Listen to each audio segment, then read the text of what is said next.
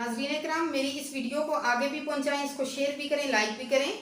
और इस वजह से क्योंकि ये वहां तक पहुंचाएं कि जहां जहां पर लेडीज़ जो हैं वो वर्किंग कर रही हैं, ठीक है, जितनी भी वर्किंग वुमेन्स हैं, क्योंकि ये बेसिकली उन्हीं के प्रोटेक्शन के लिए लॉ बनाया गया है। और जब तक वो अपने हकूक़ के बारे में आगाह नहीं होंगी तब तक वो अपने राइट्स को डिमांड नहीं कर सकेंगी। और हमें आज मुआशरे में इस चीज़ की बहुत ज़्यादा ज़रूरत है कि हम लोग फीमेल्स के अंदर इस चीज़ को उजागर करें कि वो अपने कानून के लिए, गलत और सही के लिए आवाज़ को बुलंद कर सकें। और ऐसे अफराद को कि जिनके हाथों वो खिलौना बनती हैं, ठीक है, या जो उनको प्ले गर्ल बना लेते हैं, उनको कैफरे किरदार तक पहुंचाया जा सके।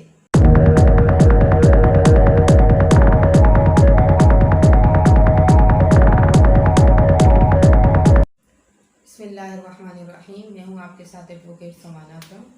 नाज़रीन इकराम, हमने एक एक्ट स्टार्ट किया था वुमेन हरासमेंट के हवाले से कि वर्क प्लेस पे जब फीमेल्स जाती हैं तो आगे एम्प्लॉयर की क्या रिस्पॉन्सिबिलिटी है, या अगर कोई उनको नाजेबा हरकत करता है या कोई तंग करता है या कोई वर्बली या रिटन कम्युनिकेशन के ज़रिए से किसी भी तरह से अगर वो उसको कोई भी अनवेलकम कोई एक्ट होता है या कोई इस तरह की नाजेबा हरकत होती है, कोई सेक्सुअली इंट्रैक्शन वगैरह कुछ इस तरह का इशारे वगैरह भी होते हैं, या उसको मतलब नाजायज़ तंग किया जाता है, तो उसके बारे में हमारा लॉ क्या कहता है। तो हम माइनर पेनल्टीज़ पे थे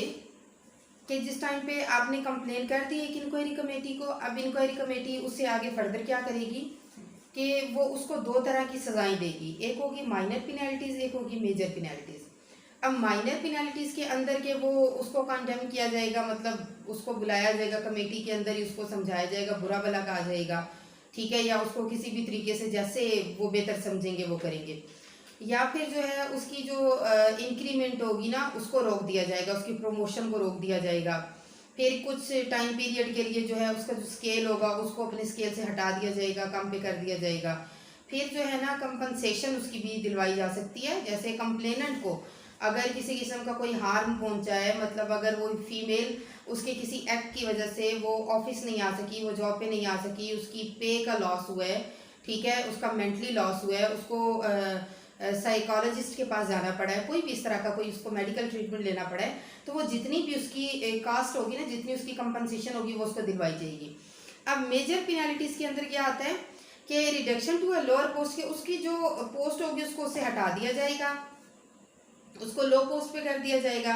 फिर कंपल्सरी रिटायरमेंट, के उसको रिटायरमेंट उसकी ज़रूरी मतलब लाजमी तौर पे उससे रिटायरमेंट ले ली जाएगी। फिर रिमूवल फ्रॉम सर्विस भी किया जा सकता है, डिसमिसल फ्रॉम सर्विस भी किया जा सकता है, और उसको फाइन भी किया जा सकता है। मतलब फाइन वो जितना भी कंप्लेनेंट उसको बताएगा कि उसका जितना लॉस हुआ है ना उसके मुताबिक फिर उसको फाइन भी किया जा सकता है। इसी तरह से अब जो कॉम्पिटेंट अथॉरिटी होगी shall impose the penalty recommended by the inquiry committee, के जो अब इंक्वायरी कमेटी ने उसको सजाएं दी होंगी, मेजर दी होगी या माइनर दी होगी, तो अब जो कॉम्पिटेंट अथॉरिटी होगी वो उसके मुताबिक जो है वो उसको इम्पोज करेगी। मतलब इम्प्लीमेंटेशन का काम आ गया, वो उसको इम्प्लीमेंट करेगी। अब फिर क्या होगा कि जो इंक्वायरी कमेटी होगी अब वो उसको मॉनिटर भी करेगी कि जैसे उसने जो रिकमेंडेशंस दी थी तो क्या उसको उसके मुताबिक सज़ा मिली है, या वैसा जो इन्वायरमेंट ख़राब हुआ था, ठीक है, जो इन्वायरमेंट उसके लिए किसी भी किस्म की नाजेबा हरकत का बाइस बना था, क्या वैसा इन्वायरमेंट ख़त्म हुआ है या नहीं, क्या पीसफुल इन्वायरमेंट स्टार्ट हो चुका है या नहीं, क्या जिसने कंप्लेनेंट था जिसने कंप्लेन की थी क्या वो सेटिस्फाई है या नहीं है, ठीक है। अब इंक्वायरी कमेटी का ये काम होगा। अब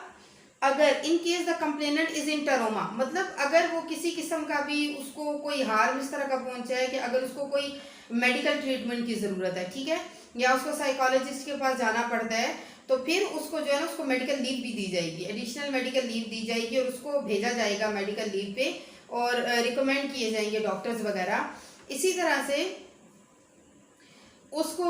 जैसे कि पहले भी बताया कि वो कंपनसेशन भी उसकी पे करेगा। Organisation may also offer compensation to the complainant in case of loss of salary और अदर डैमेजेस, ये पहले भी बात हो चुकी। अब इंक्वायरी कमेटी की पार्ट्स क्या है,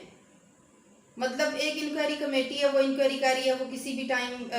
उन लोगों को बुला रही है, उनका एक सेशन कर रही है, उनसे पूछगछ कर रही है, ठीक है, उनसे क्वेश्चंस कर रही है, वो एविडेंस कलेक्ट कर रही है, वो विटनेसेस को देख रही है। तो अब उनके पास पार क्या है, क्या वो ये सारी पार्स रखते हैं अब हमें लॉ ये कहता है कि द इंक्वायरी कमेटी शैल है पावर, क्या पावर है उसके पास कि वो समन कर सकते हैं,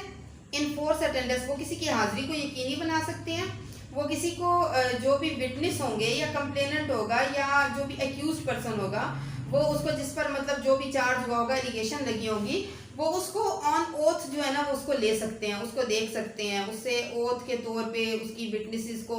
या जो उसने कंप्लेन किया उसको एग्जामिन कर सकते हैं। अब वो कह रहे हैं कि to require the discovery and production of any document, मतलब अगर कोई कहता है ना कि उसने रिटर्न मुझे ईमेल किया,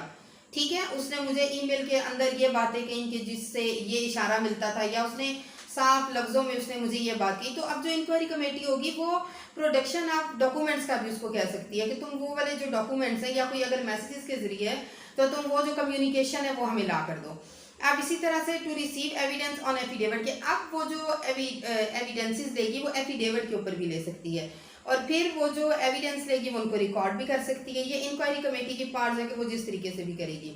इसी तरह इंक्वायरी कमेटी अगर देखेगी कि कंप्लेनेंट को कोई हार्म पहुंचा तो वो उसको मेडिकली भी ट्रीटमेंट उसको देंगे, ठीक है, कोई भी एन अथोराइज डॉक्टर जो है वो उसके पास भेजेंगे, और if necessary and may recommend appropriate penalty against accused within the meaning of subsection 4, मतलब अगर कोई इस तरह का भी हार्म पहुंचा तो फिर उसको जब अप्रोप्रिएट जो है ना उसको फिर सजा के लिए भी वो कहेंगे, ठीक है। अब वो सजा के लिए किसको कहेंगे, या अब देखें ज़रूरी नहीं होता कि अगर कोई कंप्लेन कर रहा है ना तो वो ठीक कंप्लेन कर रहा है, अब वो कंप्लेंट जो है वो फॉल्स भी हो सकती है। इंक्वायरी कमेटी उसको अच्छी तरीके से एग्जामिन करेगी, और अगर जो कंप्लेनेंट ने कंप्लेन की है अगर वो फॉल्स है, ठीक है, वो अपने किसी मकसद के लिए वो कर रही है या अपना कोई मकसद हथियाने के लिए, किसी की रेपुटेशन को हार्म पहुंचाने के लिए, किसी को कोई डैमेज पहुंचाने के लिए कर रही है। अब अगर देख लिया कि उसने इंक्वायरी कमेटी ने अगर फाउंड कर लिया कि मतलब ये फॉल्स है, तो अब वो क्या करेगी कि ओम्बड्समैन को फौरन कहेंगे फॉर अप्रोप्रिएट एक्शन, के इस पर कोई जो है कोई जल्दी से जल्दी कोई भी एक्शन लिया जाए, ठीक है, क्योंकि उसमें मेलाफाइड इंटेंशन थी उसकी कंप्लेंट के अंदर। अब इंक्वायरी कमेटी जो है वो कैन इंस्ट्रक्ट, अब वो क्या करेगी कि जितनी भी वो प्रोसीडिंग्स होगी वो उसको कॉन्फिडेंशियल भी रखेगी, उसको कॉन्फिडेंशियल रख सकती है। अब अगर किसी पर्सन के खिलाफ, जैसे एक एक्यूज पर्सन है, उसके खिलाफ अगर कोई रिपोर्ट आ गई या कोई रिकमेंडेशंस दी जा चुकी हैं, ठीक है, या कंप्लेनेंट जो है उसको वो सेटिस्फाई नहीं है जो डिसीजन आया है, तो इनके खिलाफ क्या ये दोनों अपील में जा सकते हैं, ये दोनों अपील में जा सकते हैं। अब अपील किसके पास होगी, appeal decision of the competent authority on minor major penalty imposed by the within 30 days of written communication decision prefer an appeal to an ombudsman establish under section 2, वो ये अंडर सेक्शन 7 वो ये कह रहे हैं कि अब जो अपील होगी वो ओम्बड्समैन के पास जाएगी, ठीक है, जो भी उसका डिसीजन आया है। तो अब ओम्बड्समैन अब क्या करेगा, मतलब जो अपीलेट अथॉरिटी होगी उसके पास क्या राइट है, अब वो 30 दिन के अंदर अंदर उसको एक्सेप्ट भी कर सकते हैं, अपील को रिजेक्ट भी कर सकते हैं, ठीक है, उसको कंसीडर करेंगे अगर तो फिर उसको वो वेरीफाई भी कर सकते हैं, उसको मॉडिफाई कर सकते हैं, उसको कंफर्म कर सकते हैं, उसको सेट असाइड कर सकते हैं उसके रेलिवेंट मटेरियल्स को देखने के बाद। अब ये जो है ये एक अपीलेट अथॉरिटी करेगी 30 दिन के अंदर अंदर। अब इसके बाद क्या होगा कि अगर मतलब ओम्बड्समैन नहीं है, ठीक है, वहां पे ओम्बड्समैन मौजूद नहीं है, तो फिर क्या वो अपील का राइट ही खत्म हो जाएगा, या कोई ऐसी और अथॉरिटी होगी कि जिसके पास वो अपील की जा सकती है, लेके जा सकते हैं। तो जो डिस्ट्रिक्ट जज होगा, जो डिस्ट्रिक्ट कोर्ट होगी, वो उसके पास ज्यूरिसडिक्शन है कि जितनी भी अपीलें इस तरह की होंगी वो डिस्ट्रिक्ट जज उसको देखेगा, और फिर उसके बाद वो एक अपॉइंट करेगा ओम्बड्समैन को। जब ओम्बड्समैन को अपॉइंट करेगा तो जितनी प्रोसीडिंग्स हो चुकी होंगी वो उनको एज इट इज जो है वो ट्रांसफर कर देगा ओम्बड्समैन के पास, और ओम्बड्समैन का काम है कि जहां तक प्रोसीडिंग्स हो चुकी थी अब वो वहां से आगे मजीद चलाएगा, मतलब उसको दोबारा से इनिशियल स्टेज से नहीं लेकर जाएगा, जितनी प्रोसीडिंग्स हो चुकी उससे आगे का जो काम है वो अब ओम्बड्समैन करेगा। अब ओम्बड्समैन होगा कौन, हमने ये तो बड़ा पढ़ा कि ओम्बड्समैन ये करेगा, उसके पास अपील जाएगी, उसके पास अथॉरिटी है, अगर कोई फॉल्स एलिगेशन है तो वो भी उसके पास भेजी जाएगी, लेकिन अब ओम्बड्समैन है कौन। Respective government shall appoint an ombudsman at the federal and provincial level, के गवर्नमेंट जो है वो उसको अपॉइंट करेगी। अब ओम्बड्समैन कौन होगा कि जिसकी क्वालिफिकेशन क्या होगी, a person shall be qualified to be appointed as an ombudsman who has been a जज ऑफ हाई कोर्ट, के ओम्बड्समैन वो शख्स होगा कि जो हाई कोर्ट का जज होगा, ठीक है। अगर तो वो हाई कोर्ट का जज नहीं है, लेकिन उसकी जो क्वालिफिकेशन है वो उसकी क्वालिफिकेशन हाई कोर्ट के जज के बराबर होनी चाहिए, कि जितनी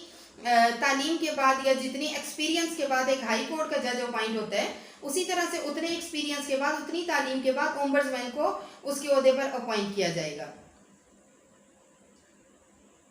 अब ombudsman to inquire into complaint, कि आप ओम्बड्समैन क्या कर सकता है, वो उसकी इंक्वायर कर सकता है किसी भी कंप्लेनेंट की कंप्लेंट को। मतलब अगर किसी ने कंप्लेंट करनी है तो वो इंक्वायरी कमेटी के पास भी कर सकते हैं और ओम्बड्समैन के पास भी कर सकते हैं। अगर ओम्बड्समैन के पास कंप्लेंट गई है तो ओम्बड्समैन जो है वो 3 दिन के अंदर अंदर रिटर्न नोटिस भेजेगा, शो कॉज नोटिस भेजेगा। किसको? एक्यूज पर्सन को, कि जिसके खिलाफ जो भी एलिगेशंस पुट हुई हैं, ठीक है, उनको भेजेगा और उसको कहेगा कि 5 दिन के अंदर अंदर तुमने जो है ये जितनी भी एलिगेशंस तुम पे लगाई गई हैं, तुमने इनका रिटर्न में जवाब देना है। और अब अगर वो जवाब भी नहीं देता और कोई भी रीजनेबल बात नहीं बताता, ठीक है, कोई भी रीजनेबल काज नहीं बताता कि जिसकी वजह से उसने जवाब नहीं दिया या अपनी स्टेटमेंट, अपने डिफेंस में कोई चीज जमा नहीं करवाई, तो फिर उसको जो है ओम्बड्समैन एक्स पार्टी भी कर सकता है। अब फिर दोनों पार्टी जो है ओम्बड्समैन के पास पेश भी हो सकती हैं। The ombudsman shall conduct an inquiry into the matter according to the rules made under this act, के जो इस एक्ट के अंदर बताए गए हैं ओम्बड्समैन उन्हीं को फॉलो करेगा, उन्हीं के मुताबिक जो है वो उनको इंक्वायर करेगा, उनको एक्वायर करेगा दोनों को, कि दोनों में से अब किसकी गलती है। इसी तरह से अब वो इन्वेस्टिगेशन के लिए एक ऑर्गेनाइजेशन भी ले सकते हैं, member of an organisation concern to the furnish any information to produce any document, के जो उसको डॉक्यूमेंट्स प्रोवाइड करेंगे जो किसी भी तरह से मतलब कोई रेलिवेंट मटेरियल होगा जो उसके लिए हेल्पफुल होगा उसकी इन्वेस्टिगेशन के लिए, तो वो ऐसे तमाम रेलिवेंट मटेरियल जो है वो उनको कलेक्ट कर सकता है ओम्बड्समैन। इसी तरह से अब जो है वो रिकॉर्ड करेगा, ठीक है, ombudsman shall record is decision and inform both parties. अब वो दोनों पार्टीज को फिर इन्फॉर्म भी करेगा अपने डिसीजन को, क्या करेगा, रिकॉर्ड करने के बाद। अब अगर कोई एग्रीड पर्सन है ओम्बड्समैन के डिसीजन से, तो फिर उसमें क्या होगा कि उसके पास एक वो रिप्रेजेंटेशन तैयार करेगा और फिर वो प्रेसिडेंट या उस इलाके का मतलब जो भी होगा गवर्नर होगा, अगर तो वहां पर गवर्नर है तो गवर्नर होगा, अगर प्रेसिडेंट है तो प्रेसिडेंट होगा, ठीक है। फिर वो उन दोनों में से किसी को भी जो है वो रिप्रेजेंटेशन उनके सामने पेश करेगा कि मतलब ये हुआ था और इसमें मैं एग्रीड पर्सन था, मैं वहां पर भी गया लेकिन मुझे इंसाफ नहीं मिल सका, या वट जो भी वो समझता है बेहतर। अब इसी तरह से ओम्बड्समैन की पावर्स क्या होंगी, तो नाज़रीन ओम्बड्समैन की पावर सिविल कोर्ट के अंदर मतलब कोड ऑफ सिविल प्रोसीजर जो एक सिविल कोर्ट को पावर्स देती है, वही सारी पावर्स जो है वो ओम्बड्समैन के पास होंगी, कि वो समन कर सकता है, वो इन्फोर्स कर सकता है किसी भी अटेंडेंस को, मतलब उसको बुला सकता है उस पर्सन को, उसको एग्जामिन कर सकता है ओथ पे, फिर वो कंपेल कर सकता है कि कोई भी जो एविडेंस है जो उससे रिलेटेड है वो उसको कंपेल कर सकता है कि ये मतलब अभी प्रोड्यूस किया जाए, ठीक है, वो अभी के अभी पेश किया जाए। इसी तरह से वो जो भी एफिडेविट होगा वो उसको रिसीविंग एविडेंस को जो है ना वो ओथ पे भी ले सकता है, वो एफिडेविट पे ले सकता है। फिर वो क्या कर सकता है कि issuing commission for the examination of witness, के वो किसी भी मतलब इशू कर सकता है वो कमीशन को, किस चीज़ के लिए, कि कोई भी ऐसा एविडेंस था, मतलब जैसे मैंने पहले भी बताया कि वर्क प्लेस ज़रूरी नहीं कि आप एक ऑफिस के अंदर ही काम कर रहे हैं, अगर आपको ऑफिस ने किसी सर्वे के लिए किसी दूसरी जगह पर भेजा है और वहां पर आपके साथ कोई इस तरह का एक्ट कमिट कर देता है, आप अगर उसके खिलाफ कोई एप्लीकेशन वगैरह लिखते हैं, तो अब उसके लिए जो ओम्बड्समैन है वो एक कमीशन को भी तश्कील दे सकता है जो उस जगह पर भेजेगा, जो एविडेंसेस को कलेक्ट करेगा, या वो विटनेसेस को देखेगा, कोई ऐसा विटनेस है जो पेश नहीं होना चाह रहा, ठीक है, और उसको कॉन्फिडेंशियल रखा जा रहा है, तो वो उसके लिए भी भेज सकते हैं। फिर entering any premises for the purpose of making any inspection और इन्वेस्टिगेशन, मतलब किसी भी इन्वेस्टिगेशन के लिए, जिस तरह से अगर किसी इलाके का मैजिस्ट्रेट किसी भी जगह पर जा सकता है, ठीक है, तो इसी तरह से जो ओम्बड्समैन होगा वो किसी भी जगह पर एंटर हो सकता है, किसी भी जगह की प्रेमिसेस के अंदर, किस काम के लिए, इन्वेस्टिगेशन के लिए, कि जो उसके पास केस आया होगा या उसके रेलिवेंट इंफॉर्मेशन, रेलिवेंट जो मटेरियल होगा उसके लिए। अब इसी तरह से ombudsman shall have the same power, अब उसके पास कितनी पावर है, as the high court has to punish any person for its contempt, कि जितनी हाई कोर्ट के पास पावर है ना कि वो किसी को सजा देने के लिए वो दे सकता है, उसी तरह से ओम्बड्समैन को जो है वो इतनी ज्यादा पावर्स दी गई हैं। अब ombudsman shall while making the decision of the complaint में impose any of the minor and major penalty specified in sub section 4 of section 4, मतलब अब वो उसको मेजर या माइनर पेनल्टीज में से ओम्बड्समैन जो उसको बेहतर लगेगा उसके एविडेंसेस को देखकर, उसके विटनेसेस को देखकर, तो वो उस पर वो वाली पेनल्टीज को जो है वो इम्प्लीमेंटेशन के लिए कहेगा कि अब ये वाली इस पर पेनल्टीज, मतलब ये वाली एलिगेशन इस पर ठीक थी, उसके मुताबिक ये वाली पेनल्टीज इसको मिलती हैं तो अब इसको इम्पोज भी किया जाए। इसी तरह से नाज़रीन इकराम, अब जो भी इदारे हैं, ठीक है, अब उनका काम है कि इस एक्ट को अपने अपने इदारों में लागू करें। लागू करने का मतलब क्या है कि जो उनकी लैंग्वेज है, इंग्लिश है, उर्दू है, जो भी है, वो इस एक्ट को जो है वो अपने नोटिस बोर्ड पर लगाएं, ताकि आते जाते जो उनके एम्प्लॉयज़ हैं वो इस चीज़ को पढ़ सकें और उनको अपने हकूक़ के बारे में पता हो कि अगर हमने ये किया तो हमें ये सज़ा मिल सकती है, या फीमेल्स को ये पता हो कि अगर हमारे साथ कोई ये करेगा तो हमारे पास ये राइट है कि हम यहाँ जा सकते हैं या हम वहाँ जा सकते हैं, ठीक है, तो हम किसके ज़रिए जो है अपनी रहनुमाई ले सकते हैं, क्योंकि हमारा मकसद, हमारे कानून का मकसद, हमारे इस मुआशरे का मकसद अमन फैलाना है। और ये किसी भी तरह से देखिए, हमारे जो अपना कॉन्स्टिट्यूशनल लॉ है वो भी दोनों को इक्वालिटी की बेस पर, ठीक है, जॉब्स भी इसी तरह से दी जाती हैं और फिर इन्वायरमेंट भी इसी तरह से होना चाहिए कि दोनों पीस ऑफ माइंड के साथ, फीमेल है या मेल है, पीस ऑफ माइंड के साथ दोनों काम कर सकें। अब हमें लॉ ये कहता है कि अगर कोई भी पर्सन है और वो गिल्टी साबित हो गया है तो फिर क्या होगा, the employer shall be liable to fine which may extend to 100,000 rupees and shall not be less than 25,000 rupees, के उसको 1 लाख तक का भी जुर्माना हो सकता है और कम से कम अगर होगा तो उसको 25,000 से कम का जुर्माना नहीं किया जाएगा। तो नाज़रीन किराम, ये मेरी वीडियो को ज़्यादा से ज़्यादा शेयर करें उन लड़कियों के पास के जो वर्किंग प्लेस पर काम करती हैं। ज़रूरी नहीं है कि कोई लॉ से रिलेटेड फील्ड हो, कोई एजुकेशनल इंस्टीट्यूट भी हो सकता है, कोई प्राइवेट इंस्टीट्यूट भी हो सकता है। मतलब देखें कि ये लॉ सिर्फ गवर्नमेंट के लिए नहीं है, ठीक है, जो गवर्नमेंट के अंडर काम करते हैं, जो सरकारी इदारों में काम करते हैं, नहीं, देखें कि जो जितने भी ये पोलियो वाली टीमें तश्कील दी जाती हैं वो सारी भी फीमेल जो हैं वो इसी लॉ के अंडर आती हैं। जिस तरह से बाकी कंपनीज होती हैं, कोई भी निम्को बनाने वाली होगी, कोई भी लेस वाली होगी, अगर वो किसी भी फीमेल को इस तरह से हायर करते हैं तो वो सारी इसी के अंडर आएंगी। अगर उनके साथ कोई इलीगल काम किया जाता है तो वो इस लॉ के तहत जो है वो अपने लिए दरवाज़ा खटखटा सकती हैं, कानून के लिए जो है वो मदद मांग सकती हैं, अदालत की तरफ वो रुजू कर सकती हैं, ओम्बड्समैन के पास जा सकती हैं, इंक्वायरी कमेटी के पास जा सकती हैं। तो इसलिए इस एक्ट का जानना हर औरत के लिए बहुत ज़्यादा ज़रूरी है। इंशाल्लाह अगली वीडियो में